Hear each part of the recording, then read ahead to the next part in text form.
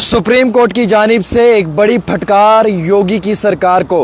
गैर इंसानी और गैर कानूनी तरीके से डिमोलिशन ड्राइव चलाई, बुलडोज़र बाबा को चलाया और मिनॉरिटीज़ के घरों को तबाह किया, घरों को तोड़ा। हालांकि इसमें एक प्रोफेसर है, एक वकील है और 2 औरतें हैं। आपको मालूम है कि प्रयागराज के अंदर किस तरीके से मोदी ने और माफ़ी चाहूँगा योगी ने और योगी की हुकूमत ने जो है वो वहाँ पे मिनॉरिटीज़ के घरों को तोड़ा, डिमोलिशन की, तबाह किया। हालांकि सुप्रीम कोर्ट ने इस मामले में कहा है कि 10-10 लाख रुपए जो है वो पर हाउस ओनर को देना है। जिसका घर भी उसकी जद में आया, उस डिमोलिशन में आया है, उसे 10 लाख रुपए कंपनसेशन के तौर पे दिए जाएंगे, बिल्कुल एक टाइम बाउंड के अंदर। हालांकि दोस्तों, आपको मालूम है कि ये फंडामेंटल राइट है, right to shelter, right to life है कि आप किसी के भी घर को इस तरीके से नहीं तोड़ सकते हैं। लेकिन योगी की सरकार ने जो यूपी के अंदर मिनॉरिटीज़ पे जुल्म किया, जो अत्याचार किया, उसको लेकर चलते हुए सुप्रीम कोर्ट ने एक बड़ी फटकार लगाई। मिनॉरिटी से मुराद है मुसलमान वहाँ के, जो सीधी सी बात है। और मैं आपको ये भी क्लियर करना चाहूँगा इसमें कि सुप्रीम कोर्ट ने जो है वो बड़े पैमाने पर क्रिटिसाइज़ किया।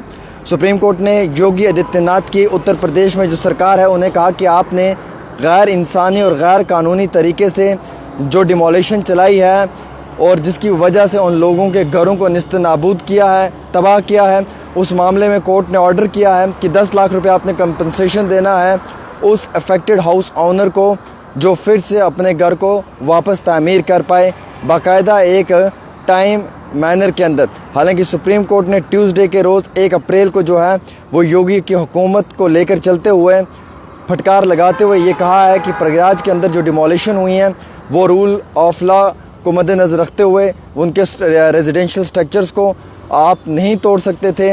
वो सिटीज़न हैं, उनका अधिकार बनता है कि वहाँ पे वो रह पाएँ। ना ही उन्होंने गैर कानूनी तरीके से घर बनाए थे और ना ही उनकी कोई वाबस्तगी किसी गैंगस्टर अतीक के साथ थी। हालांकि उन्हें जो है वो सिर्फ निशाना बनाया गया और बुलडोज़र का एक्शन उनके ख़िलाफ़ किया गया, जो बिल्कुल इनह्यूमन एंड इलीगल है।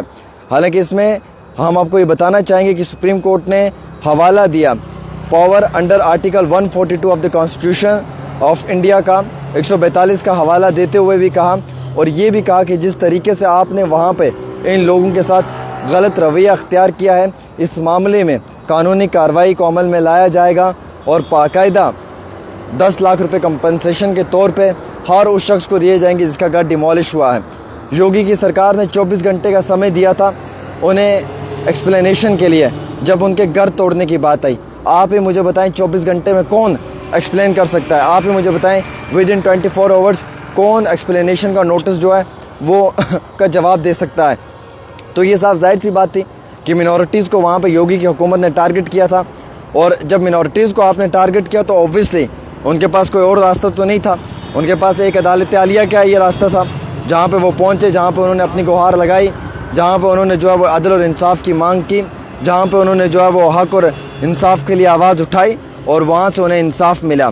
हालांकि जो जिन लोगों ने अपनी अर्ज़ी दायर की थी कोर्ट के अंदर, उन लोगों ने ये भी लिखा कि हमारा किसी भी गैंगस्टर या पॉलिटिशियन अतीक अहमद के साथ कोई नाता नहीं है।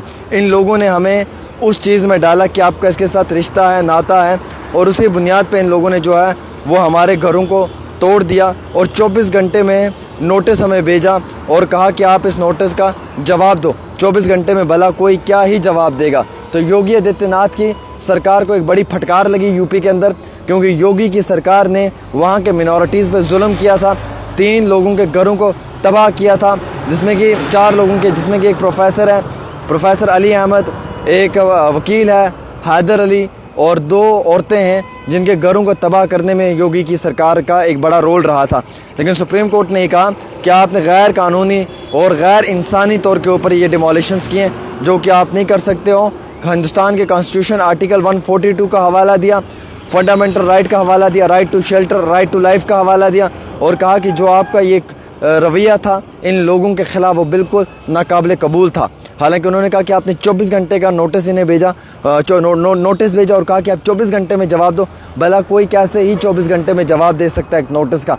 तो ये भी एक बड़ा इंपॉर्टेंट था कि जो वहाँ पे मिनॉरिटीज़ के साथ हुआ वो नाकाबिल कबूल था। उस चीज़ को लेकर मुकम्मल तौर के ऊपर जो है वो सुप्रीम कोर्ट ने फटकार लगाई और सुप्रीम कोर्ट ने क्लियर कहा कि आप इस तरीके का किसी भी मिनॉरिटी के ख़िलाफ़ या किसी भी शख्स के ख़िलाफ़ रवैया अख्तियार नहीं कर सकते हैं। तो फ़िलहाल अभी उन लोगों की जीत हुई है। उन लोगों को 10-10 लाख रुपए योगी की सरकार ने कंपनसेशन के तौर पे देना है और 10 लाख रुपए इसलिए भी देना है क्योंकि उनके साथ गैर इंसानी और गैर कानूनी तरीके से जो है वो सरकार ने डील किया। एक छोटी सी रिपोर्ट आमिर के साथ।